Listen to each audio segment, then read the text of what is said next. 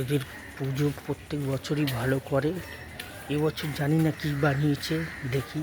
নীল পুকুরটা তো ভালোই হয়নি, দেখা যাক কী বানিয়েছে।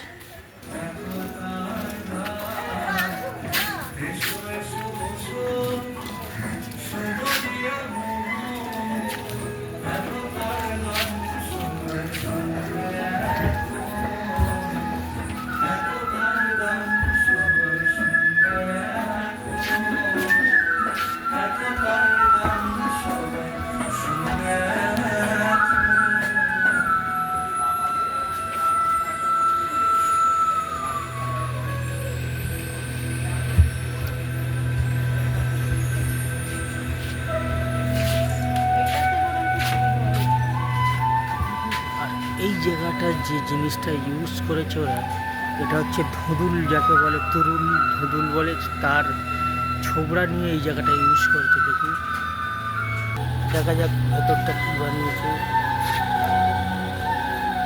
এরা প্রত্যেক বছরই ভালো বানায়, আর কলা গাছের ছাল দিয়ে এটা ভালো করে বানিয়ে।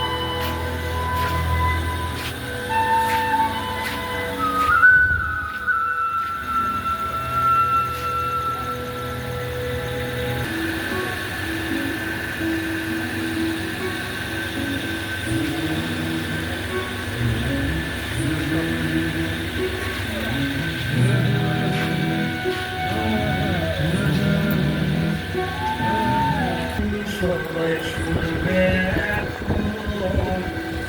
এসো এসো বসো, শোনো দিয়া মোহন, একতার গান সবার উপর মূল্য পালুচার, ধর্মময় সবার উপর মূল্য পালুচার।